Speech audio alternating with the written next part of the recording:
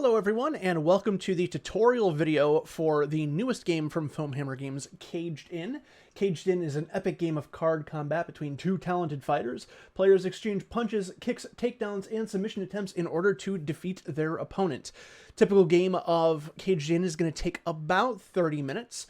And what we're going to be doing in this video is we're going to be just taking you through all of the different elements of what the game is, how to play it, and how to win. So let's go ahead and just start off by talking about who made the game real quick.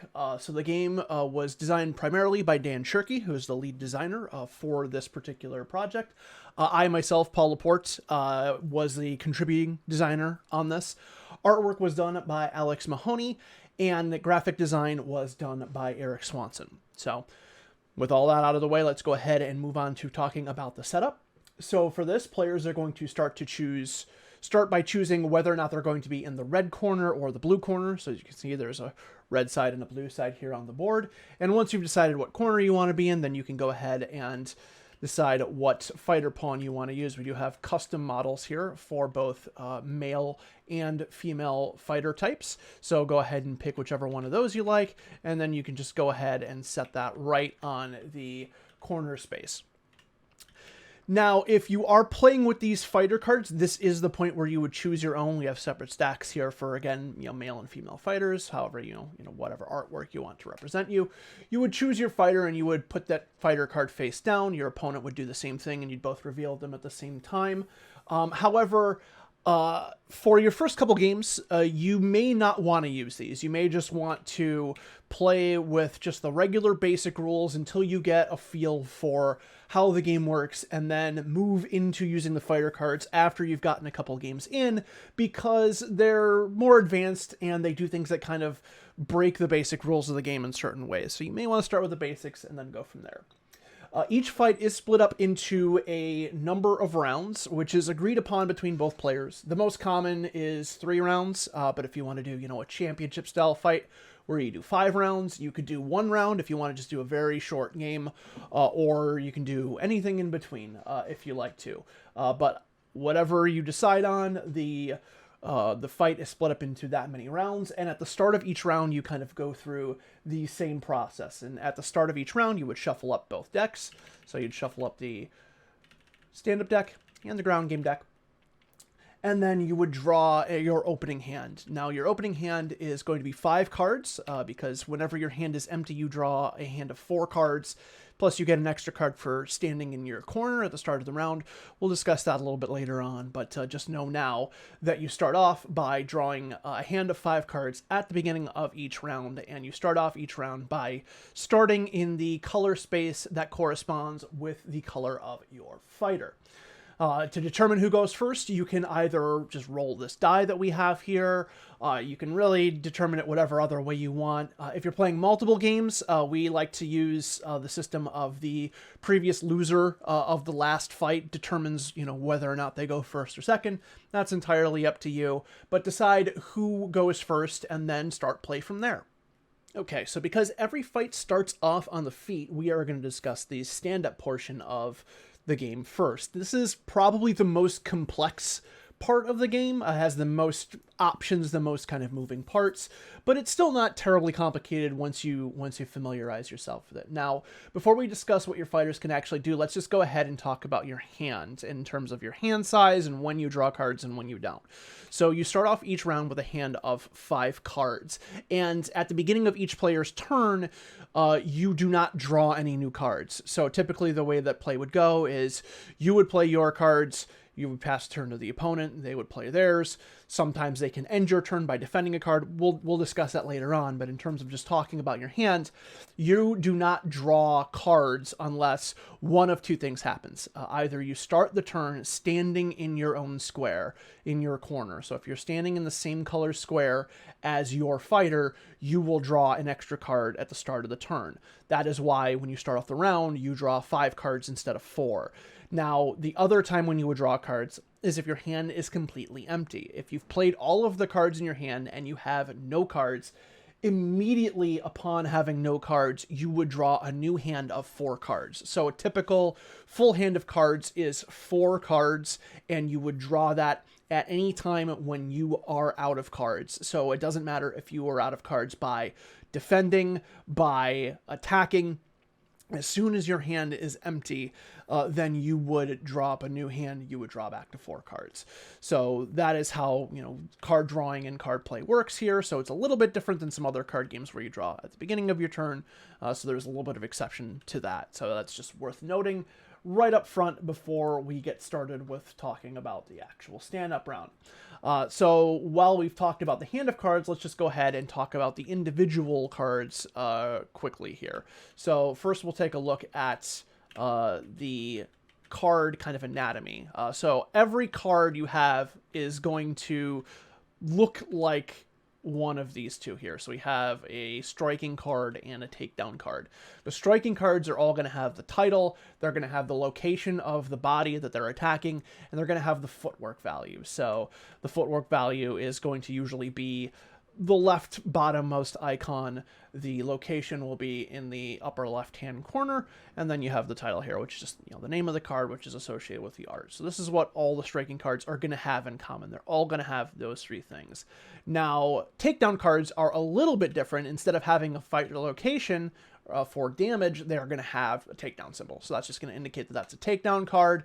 If it's successful, you're going to go to the ground game, which we'll discuss in the next section, but they're all going to look pretty similar to this, and other cards have special properties like the Haymaker icon combos. We'll discuss those later on, but that is how you kind of read a card in Caged In. Title, location, footwork. And footwork is important because that's what we're going to go ahead and start off with. So your fighters start off at opposite ends of the board, and you need to get close to each other. And you do that by playing cards for footwork. That is how you move around the board, move around the cage. So if you are playing a card for footwork, you would discard the card from your hand, you'd put it in the discard pile, and then you would move your fighter up to the number of hexes that are listed on the card. So most of them are going to be 1, some of them are going to be 2, the most they're going to be is 3. So you can move your fighter in any direction. I'm going to lock down the board there. You can move your fighter in any direction, and you see they kind of snap to the different spaces here. The only thing you cannot do is you cannot move into a space that is already occupied by another fighter. You can't do that. And you also, if you are moving multiple spaces, you cannot end your move on the same space you started in. So if you played a 3-move card like this flying knee for footwork, you couldn't move 1, 2, 3, and end up back where you are. Now, you don't have to move the full amount of spaces. If you were to play that flying knee for footwork, you'd only need to move 1 space or 2. That's fine, but you can't end on the same space that you started in. So that's the important thing to note. But you want to move your fighter around the cage. So the first couple cards you play are probably going to be for footwork, where you can kind of position yourself in relation to your opponent. Now, obviously, being in the center of the cage is pretty strong because you kind of dictate where the fight is going to go, but there's other spaces here that have value, which we'll discuss a little bit later on. So footwork is the first thing you're going to do. The second thing, in all likelihood, that you're going to do is going to be playing for strikes. So we'll say that we played this for a movement. We have 4 cards left in our hand. We'll say our opponent moved here just for the sake of this demo. Now you are in striking range. You do need to be adjacent to your opponent to strike, with one exception, which is a haymaker. We'll discuss that a little bit later on. But once you are adjacent to your opponent, you can attempt to strike them. So say I wanted to play a Muay Thai kick on my opponent. Then I would just discard the card, or usually you put it in a separate area from the discard pile just so you can keep track of the cards you've played on any given turn. And you say, I'm going to Muay Thai kick. This is a kick that's going to a player's right leg. And you can see here on a player's board, on your board and your opponent's board, you actually have different locations. So you have the head, the left body, the right body, left leg, and right leg. Now, the location is going to be which of these meters that it deals damage to. So a card is going to deal 1 damage unless it's a haymaker, which again we'll discuss in a little bit. So if this succeeded, then my opponent would take 1 point of damage to their right leg. And you always fill up the cubes from top to bottom, left to right. So, kind of just the way you'd read something, top to bottom, left to right. And then he would take a point of damage, and then that would be it. It'd be my turn, and then the turn would be passed to him. Now, if he wanted to avoid taking that damage, what he could do is he could try and defend the strike. And you defend a strike by discarding a card from your hand that has the same body location as the attack. So if I was trying to attack him with a Muay Thai kick, if they wanted to discard a card that had a right leg location symbol on it, they could defend that strike, they would take no damage, and then it would become their turn. So that is the way that you can prevent damage from happening, is you can defend the strikes from your opponents, and then if that happens again, your turn ends, and then play passes over to them. So talking about damage on the boards here, you will notice that as your board gets filled up, there are some other spaces here that have letters on them. So we'll talk about those really quickly. If the cube fills up a space that has an F on it, then in addition to taking the damage, you will receive 1 point of fatigue. So your fatigue meter can fill up through taking damage in other ways. We'll discuss that shortly. But just know that if you fill up a cube that has an F on it, then you have to put in a point of fatigue as well. And if you get to the point where any part of your body gets to the KO, then you are knocked out and you lose the game.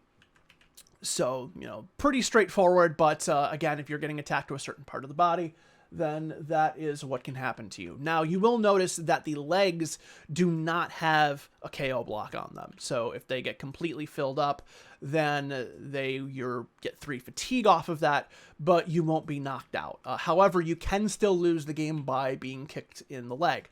So if your leg meter is full and you receive any other damage that's supposed to go to that meter, so if your left leg is full and you take damage to your left leg, instead of taking that damage, you would instead take fatigue for that. So, you're getting worn down even more because your leg is completely beat to a pulp.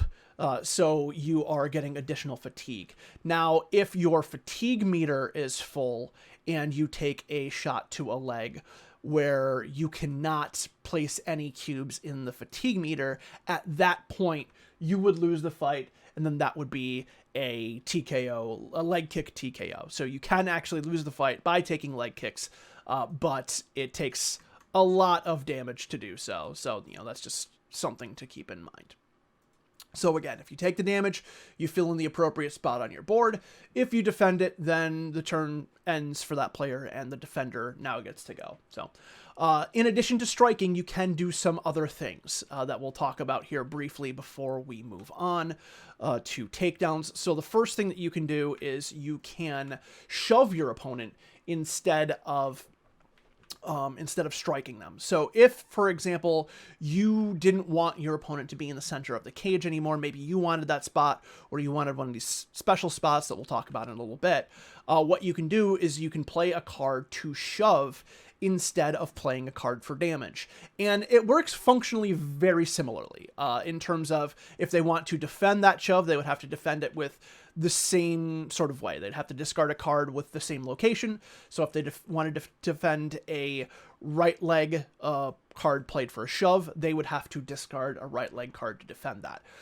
The difference between a shove and a strike is that if a shove is successful, instead of dealing damage to an opponent, you would push them into one adjacent space behind them, and then you can choose to follow them. So, for example, if I was playing this Muay Thai kick for a push, you can push the opponent backwards, and then you can follow up with them. So you have to move them to an adjacent space when you're shoving them. You can shove them to here, here, or here, but you could even pull them into the space next to you if you wanted to. You probably wouldn't be doing that, but you could not move them like here, for example. You need to move them to an adjacent square that they have. So if I was shoving, I could push him straight back, and then I could follow up with him. You can always, after a shove, have the option to follow your opponent, or if you just want to create some space, you can push him back and then stay where you are and see what they do next. So that is another option you have in addition to striking. Instead of playing a card for damage, you can play a card to kind of move your opponent around the cage, which can back them up or get them put into a bad space or put you into a good space. There's a variety of reasons you would want to do that, and we'll discuss those a little bit further on in the tutorial. All right, so now that we've taken a look at some of the things that you can do with the cards in terms of striking and shoving, let's just talk about some of the other special properties that a card can have. So in addition to the name of the card and the strike location that we've already discussed, as well as the footwork, we have these three other symbols here that you might see on a card when you're in the stand-up. And we'll go through these one by one, starting off with the combo symbol. So the combo symbol is this linked chain symbol that you see right here. And what that means is that if this card succeeds in whatever it's trying to do, whether that is a strike or a shove, if you are successful, you get to play another card immediately after that. So if you land this thigh kick, you do 1 damage to your opponent's left leg, you can immediately follow up by taking another action, and that can be playing another card, or it can be taking another action like covering up, which we'll discuss shortly. You can chain these together, so if you play a combo followed by another combo, then you can continue to do actions until you do an action that does not have a combo card associated with it. So you can continue to do so. However, if you overexert yourself and spend too many combos, you can start to fatigue yourself. So after the third action you take, every action beyond the third one, you will gain 1 fatigue for. So if you do, 2 thigh kicks and a jab, and then you do a flying knee, you'll have done 4 actions, and you can do that, but then you're going to take a point of fatigue. And if you continue to chain that combo together, every action after the third one, you will continue to gain fatigue until you've ended your turn. So, keep that in mind. If you're overexerting yourself, or if you already have some fatigue, you may not want to do that because you may wear yourself down even further. And like I said, if you look at the player board, you can actually see here combo. If your attack lands, you may play another card. The second icon we have here is the Haymaker icon, and this is a icon signifying a strike that is particularly damaging, a big wind-up shot that will not only allow you to do extra damage, but can allow you extra movement as well. So a few different properties that we have for the Haymaker card. The first is that when you play a Haymaker card, after playing it, you can move 1 space. So you actually don't need to play this adjacent to your opponent. You can actually play it 1 space away if you want to, and move that space. That's just to kind of represent, you getting like a running start, because this is such a devastating strike. You're moving into it, so you can actually move forward a space. So that's the first thing that it'll do. The second thing that it'll do is that if it's successful, it is going to deal 2 damage to the location instead of 1. So flying knee will deal 2 damage to the head instead of 1 damage to the head. So that is, it's a devastating strike. It does double the amount of damage that it normally would. And then the third thing it'll do is that if it is successful, it will move the opponent straight back. So if he gets hit and takes this 2 damage, he will go backwards. Again, it's kind of signifying that idea of, hey, you're running in, you're taking the strike, it hits him so hard that it knocks them back. And if it gets knocked back, then you can actually follow up and move into the space that they just left. So this is a great way to cover a lot of ground, do a lot of damage, and get better position on your opponent because you knock them backwards. But that's why these cards are particularly rare. There's only a handful of them in the deck. And then the final icon we have here is this kind of crossing signals with this impact symbol here, and that is to represent a counter strike. So for this, the special property of this is that if you use this card to defend an attack, then specifically an attack that does damage. It doesn't work if you're defending a shove, but if you're defending a strike to deal damage, then you will do damage to the opponent equal to the amount of damage that they were going to deal to you. So, this example is pretty good. So if my opponent plays a flying knee against me, and I play an uppercut to counter that, if I defend with this uppercut, I will deal, because this is a Haymaker, I'll deal 2 damage to my opponent instead of having the 2 damage dealt to me. So again, if you've watched fighting, this is pretty, this is pretty instinctive. He's running into your shot and getting hit with more damage. If you were to counter just a regular strike, if we had, I'm just going to try and find a head card here quick. So if we had like if somebody was trying to throw an uppercut at us, that was a right head strike, we could block it with an uppercut card that would deal 1 damage to them. So the counter is going to deal damage to the attacker equal to the damage that they were going to deal to you if you defend with it. And again, that's listed here under the stand-up board. If a card is used to defend, deal its damage to the attacker. So that is, a special property of that card. So those are the 3 things that you will see. In addition to, the body locations and the footwork, these are special cards that will have special properties and that you can use to turn the tide of a fight against your opponent. And the final icon we have to look at here that is different from everything else we've discussed is the takedown icon. So as you can see, these cards that strike and deal damage all kind of have a similar property to it with the location, the name, any special properties. Takedown cards have the takedown icon on them, so it's that arrow pointing downward.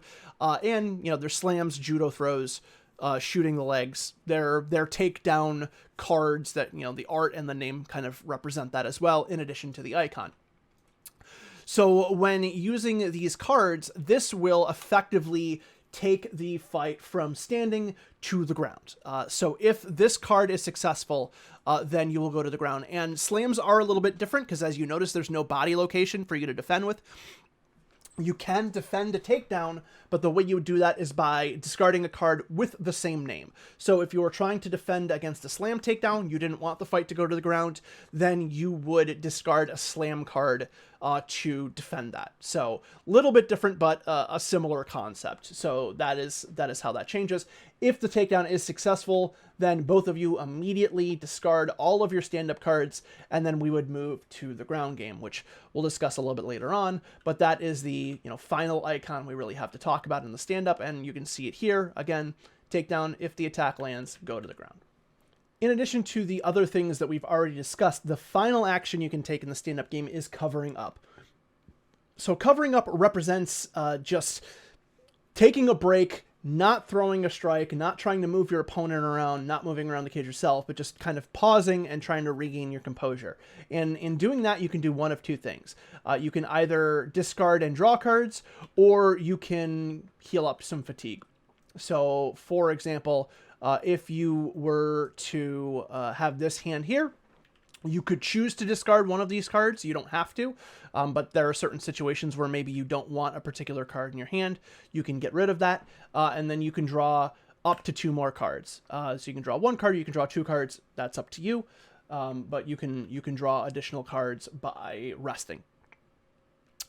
So now you have more cards to work with. Now, it's worth noting that if you had only 1 card in your hand and you discarded a card to draw 2 cards, you would not, because your hand is empty for that brief period, you would not redraw a hand of 4 cards. You would discard that 1, you would draw 2, because technically you still have cards in your hand. You're just replacing the 1 you discarded with 2 other ones. That's the one exception in the game to your hand being empty. So that's one thing you can do with your covering up action. The other thing you can do if you don't want to draw cards is you can choose to restore 1 fatigue. So you can get 1 fatigue back. So say, you're in the -1 footwork level, you want to just end your turn by covering up, and then you can do that and remove 1 fatigue cube. Now, it is worth mentioning that you can cover up as like part of a combo, so you can end a combo with covering up, instead of just doing another strike or action or anything along those lines, if you want to do that. So if you wanted to throw like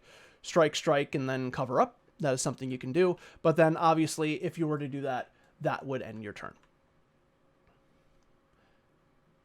And then the final thing that we need to discuss here that's going to affect some of the things that we've already discussed is being pinned against the cage. So say we have a situation here where blue is between the red fighter and the border or the cage wall. If there's a situation where this happens, then the fighter is pinned against the cage and officially has that pin status. And what that means is that they're kind of at a disadvantage. They're in a more compromising position than they would be normally. So what this means in game terms is that if they're pinned against the cage, number one, they cannot try and take down their opponent. So you cannot play takedown cards if you're pinned against the cage, because you're kind of in a bad spot. Your opponent has leverage on you. You're just not going to be able to successfully take an opponent down if you're pinned against the cage. The second thing that you're not able to do if you're pinned against the cage is you are not able to use the combo ability on your card. So you can't really string together strikes if you're jammed up against the fence. You can still play it for its damage or a shove or whatever if you want to try and get off the cage, but you cannot use a combo ability for something while you're pinned against the cage. So that is, that's another thing that's worth discussing. And then the final thing to talk about here is, the situation of a takedown and a combo. If you have a situation where this is the case, and we're going to move into the next section of going to the ground, if you have a takedown with a combo symbol on it, then you will be the first person to act when you go to the ground. So, normally the play would go to the other person, but if that's the case, then you continue on after that.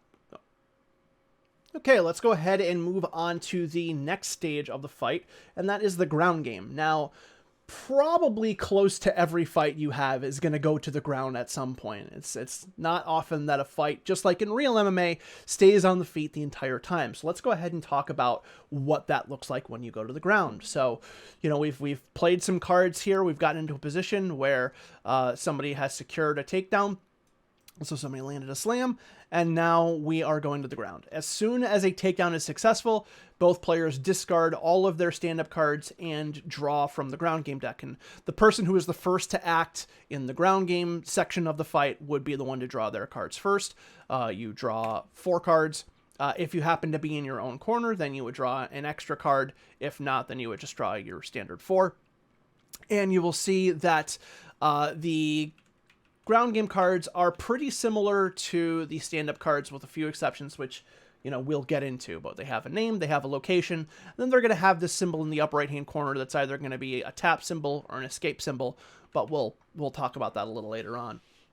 But otherwise, the properties are pretty similar. Now, what can you do on the ground? So the first thing that you can try and do is you can try and ground and pound. So ground and pound is going to be representative of trying to deal damage to your opponent or physically wear them down through strikes, wrestling, jiu-jitsu, things like that. And in order to attack your opponent for ground and pound, it's similar to doing a strike on the stand-up. So you would discard a card, it would have a location on it, and this is the part of the body that you are going to damage if it is successful. So, you can play this, left body. If your opponent wants to defend against it, similar to takedowns, they would need to discard a card with the same name to defend against that. So defending on the ground is similar to defending a takedown when you're standing up. Instead of discarding a card with the same body location, you would discard a card with the same name. So you discard a heel hook to defend against the heel hook. Now, in addition to doing damage, so say this attack was successful, you could either do a damage to your opponent's left leg, or you can wear them down and give them 1 fatigue. So say you want to try and set them up for a submission or get them into, another level of fatigue that might be harm to them, then you can choose to have them gain fatigue instead of taking the damage. And then, as I mentioned, in order to defend it, they would need to discard a card with the same. Typically, you would have to declare what you're doing before they choose whether or not they want to defend. So, you'd say, I'm playing a heel hook, I'm playing it for damage to the left leg, or you'd say, I'm playing a heel hook, I'm looking to, do fatigue damage. So you do those, and then the opponent can, try and defend it, or, if maybe they don't want to, maybe they're not worried about being fatigued, and they'll just let you continue to work. That's fine. Either way, whether it's successful or defended, then the play would go to your opponent, and then they would take their turn, and then you try and defend against them. Similarly to the stand-up, you're going to have a hand of 4 cards to start with. Again, if you happen to be on the ground in your corner, then you would get an extra card from that, getting that advice from your corner. But normally, you'd have a hand of 4 cards, and if your hand empties out, then you would draw an additional 4 cards immediately as it's empty. The second thing you could try and do is attempt a submission on your opponent. So submissions are very powerful because they have the ability to end the fight outright, regardless of how much damage is on your opponent. Like you can just end the fight right then and there. In terms of attempting a submission, it's similar to a ground and pound, but there is one exception in terms of whether or not you have to gain any fatigue from doing so. So say I wanted to triangle choke my opponent. The first thing I would have to do is I would have to do a fatigue check. So I would have to check and see how tired they are. So you take a look at the meter here. We'll use this one just for reference. And if they are fatigued enough that they are in this third level, the susceptible to submission attempts level, then you can attempt a submission on them with no penalty whatsoever. However, if for some reason you want to do a submission on them before they are susceptible to submission attempts, you need to gain 1 fatigue for every level below that they are, for every cube below that they are. So say we had a situation, I'll go ahead and move these over to the blue guys so we can add this fatigue to our board if we need to. So say we had a situation where the blue fighter was 1 short of that second level, of that third level. They were, in the first 2 levels full, but they did not have that level. I can still attempt a submission against my opponent, but in order to do so, I have to gain 1 fatigue for every level he is below this spot right here. So in this case, I would need to gain 1 fatigue in order to successfully attempt that submission. So I'd have to do, that against him. If, for example, he was... let's see. Gotta lock this down. If, for example, he was more than 1 cube below, so say he was here, and I wanted to attempt a submission on him, well, now he's pretty fresh, and I'm gonna have to work very hard to do so. So if I wanted to attempt a submission against him right here, I would need to gain 3 fatigue in order to do so, because he is 1, 2, 3 cubes below that susceptible to submission attempts level. So I would need to do that because I have to really heavily exert myself because he's pretty fresh. If you wanted to try and attempt a submission on a completely fresh fighter who had no fatigue at all, then you would have to gain 6 fatigue to do so, and that would make you susceptible to submission attempts by default yourself. So, keep that in mind. In order to do a submission, they're very powerful. They can end the fight right away, but you're going to want to try and wear down your opponent first before you go for them, because otherwise you're going to gain a lot of fatigue in doing so. So that's the first thing you have to do. Check for fatigue, gain any if they're below the susceptible to submission attempts level. And again, if you get confused on any of this, if you go to the ground game section of the notebook, all of this is outlined in there, as well as all the other sections we're talking about here. So you can always reference back to that if you need to. But say that I've either gained my fatigue or they're susceptible to submission attempts, and we're going to go ahead and go through it. So I'm going to try and triangle choke my opponent. He can attempt to defend it the same way that he would against ground and pound. He would need to defend by discarding a triangle choke card. And if he successfully does so, then he's defended the submission, and the play turns over to him. So, you just kind of continue on. He takes his turn, and then, you can try and defend against him. If he does not defend this and the submission attempt is successful, now you would check to see whether or not you're able to fully cinch it in and submit your opponent. And you would do so by overturning cards from the top of the ground game deck to see if they tap out. So starting off with the top card, you would take it, you would turn it over, and this is a tap symbol. If you overturn a tap symbol, then you overturn the next card of the deck. And you do so repeatedly until you've overturned 4 tap cards. If you overturn 4 tap cards from the top of the deck, your opponent has tapped out and you win the game by submission. So we've got 1 tap, we'll overturn the next one. There's a second tap, we'll overturn the third. There's a third tap, we'll overturn this. So in this case, if I was to attempt that submission on my opponent, I would have succeeded and he would have tapped out because we've overturned 4 tap cards. But if we get to an escape card, which... there we go. Oh, there's actually pretty deep down. If we overturn an escape card, so say we only overturned, 2 of these. So, we overturn 1, 2, and then we get to an escape. Then your opponent has successfully escaped that submission. And they can either keep the fight on the ground and now it becomes their turn, or they can bring the fight back up to the feet. They can stand up. If they do, then you would both discard all of your ground game cards, redraw 4 stand-up cards, and then you would re-begin the stand-up part of the fight all over again. So that is the risk that you take. The submissions are very powerful, but you may need to spend fatigue to do so. And if you're not successful, then your opponent now kind of gets to choose where they want the fight to be. So again, submissions, a very strong element of the game, but there is a certain element of risk and a lot of effort you have to put into making it successful. And then the final thing that you can do, in addition to ground and pound and attempting a submission, is you can attempt to stand up. So let's just go ahead and get some more cards in our hand here.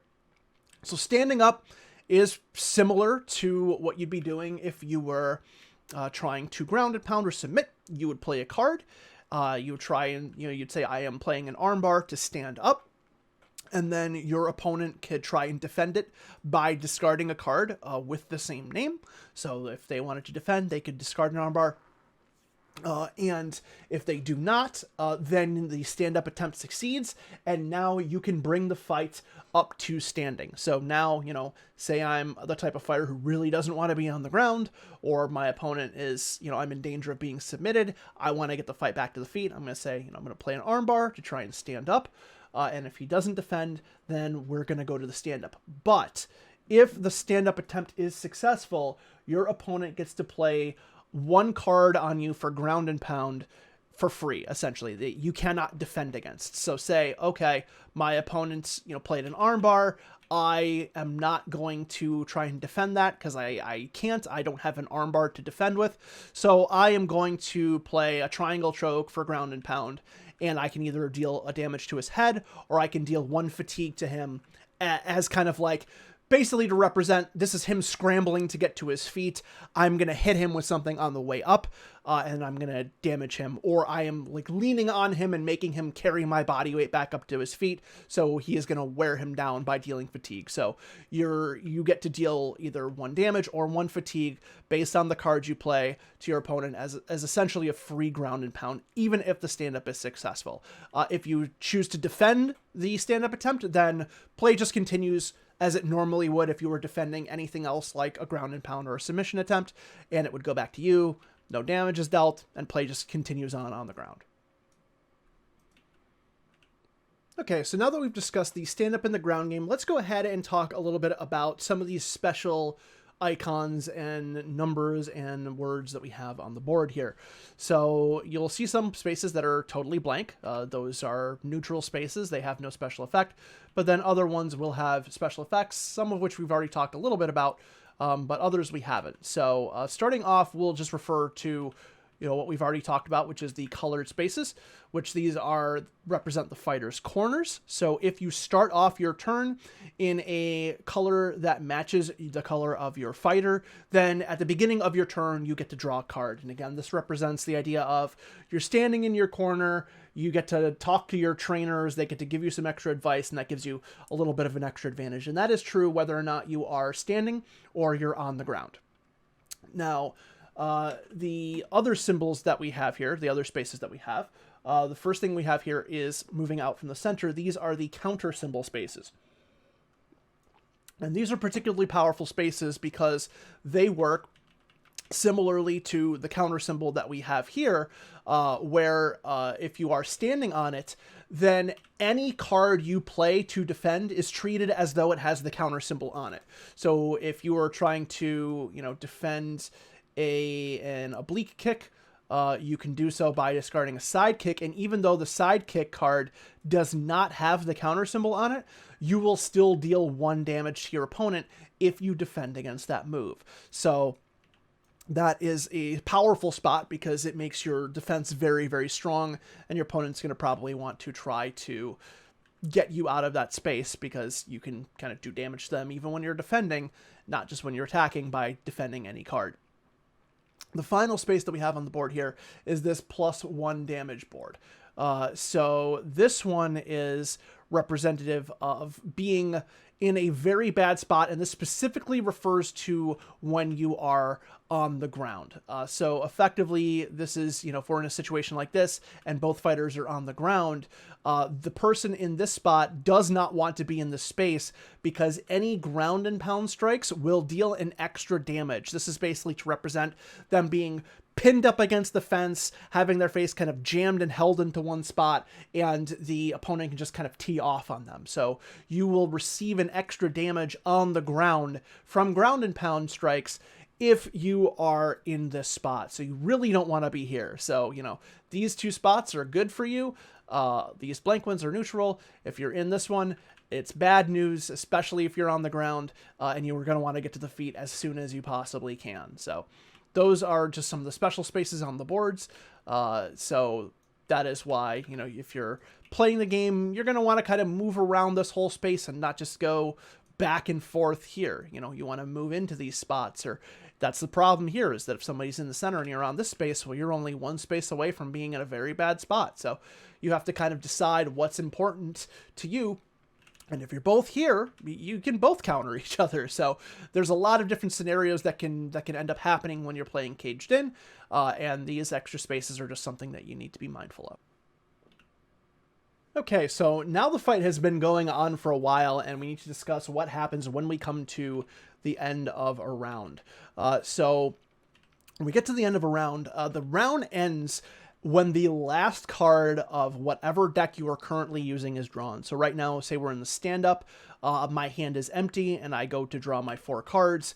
We have drawn the last card of the deck. At that point, the round is over. So as soon as that last card is drawn, for whatever reason, and there's no cards left in the deck, that is when the round comes to an end. Both fighters go back to their corners, and this is the opportunity for the trainers and the cutmen to kind of go to work on them. So in between rounds, you can do a couple things. So let's go ahead and just put some damage. Let's put some cubes on us here and just simulate, you know, that we've been in the fight after the first round. This is pretty close to what you might look like. Got some fatigue, you've got some damage. When you are in your corner, in between rounds, then you can remove up to 2 cubes from your board. They can either be 2 damage cubes, they can be 2 fatigue cubes, they can be, you know, whatever, they can be 1 and 1. It doesn't matter. It can be a combination of the 2. So that is the first thing you could do. The second thing that you can do is that instead of removing fatigue cubes from your board, maybe you just want to draw extra cards. So if that is the case, you can refuse to remove one or both of your cubes and instead draw an extra card. So if you just wanted to remove, 1 damage cube, then at the start of the next round, I've got the, there we go. At the start of the next round, when you draw your opening hand, instead of drawing an opening hand of 5 cards because you're 4 for your standard hand draw, 1 because you're in your corner, you would draw 6 cards instead. If you wanted to choose to just leave all your damage and fatigue as it is, then you would start off the round with 7 cards. So when you're in your corner, you have the choice of resting up, getting some extra advice from your coach, or a little bit of both. Either way, once you have made that decision, then you start off the round again, draw your hand, however many cards you've chosen to draw, whether it's your full 5, 6, or 7, and then start the new round in the stand-up and go all over again. All right, so now let's go ahead and talk about the most important aspect of the fight, which is winning. So how do you win a game of Caged In? Well, we've already discussed 2 of the options. The first is a knockout. So if at any point any of these meters get filled to the point where the last space is filled up, or we have the leg kick TKO that we mentioned, where if the meter is full and the fatigue is full and you take additional damage to that leg, you will lose in either of those situations by a KO, or officially for the legs a TKO. But if you get a cube on any of those spaces, then you will lose the game. The other way is to lose by submission. So again, if somebody attempts a submission on you and you overturn a number of tap cards, that would have the stand-up card, get that out of there. So if you attempt a submission on an opponent and they overturn 4 tap cards, then they would lose the game as well. It's also worth noting that if your last fatigue board or fatigue cube is on your board, in addition to strikes dealing extra damage to you, you only need 3 taps to be drawn in order to submit. So if their fatigue meter is full and you overturn 3 taps, then you would lose via submission. Otherwise, if you overturn 4, you would lose via submission. And again, any confusion about that, you can refer to the ground game. And then there is also a section on winning the game as well that details that there. And then the final way that you can win or lose a fight is by decision. So at the end of the number of agreed upon rounds, if nobody has been knocked out or submitted, you would go to the judges' scorecards. And what that means is that both players would total up all of the cubes on their board, so both damage and fatigue cubes, and the player with the fewer number of cubes on their board is the one who has, effectively sustain less damage and less fatigue throughout the fight. They are the person who wins. So whoever has the most number of total cubes on their boards is the loser. The one who has the fewest wins by a decision and takes the fight. And the last thing that we need to discuss are the fighter cards. So these are the cards that you can play with at the beginning of the game. Again, I would recommend playing your first couple games without these cards just to get used to the basic rules. But once you've got 1 or 2 games down, then you can pull these in. And these cards have special properties that change the game based on who you are fighting as. And we have 4 of these here. So let's go ahead and just lay these out. So we have the Pure Striker, the Judo Fighter, the Submission Fighter, and the Wrestler. And they have their own different abilities to them. The first one is the Pure Striker. So Pure Strikers have very fast hands and have great takedown defense. They're experts at keeping the fight on the feet where they can do the most damage. So the special abilities of the Pure Striker, the first and the biggest one is that all of their strikes that they do on the feet in the stand-up game have the combo ability. So, that combo symbol that we had in here, let's just dig through. So that's for a takedown, bad example. We'll discuss that. So this jab. So every single card they have that they play to do damage or to shove has that combo symbol. So they can chain strikes together, even if, so I can play a jab and then a front kick and then a straight. Normally I couldn't combo all these cards together, but the Pure Striker gets to do that. So that is a huge ability of the striker. Now it's worth noting that as we discussed in the combo section of the tutorial, for every card beyond the third, or every action beyond the third that you take, even if it's covering up, you will gain 1 fatigue. So you'll gain 1 point of fatigue for everything beyond the third. So you want to make sure that you're, even if you can chain things together, maybe you're going all out and you're trying to go for the knockout in your opponent and you don't care anymore, or you're just really trying to do as much damage to them as you can. Maybe you want to play more conservatively and you don't want to wear yourself out, so you'll do just, a 2 or 3 hit combo and then pass the turn to them, as opposed to just emptying your whole hand. Now, the one exception to this is that you cannot use the combo ability on takedowns at all. So all of your takedown cards effectively do not have the combo symbol. So you cannot use those for anything. Even if it's like shoving or anything along those lines, you cannot use the combo ability on takedowns.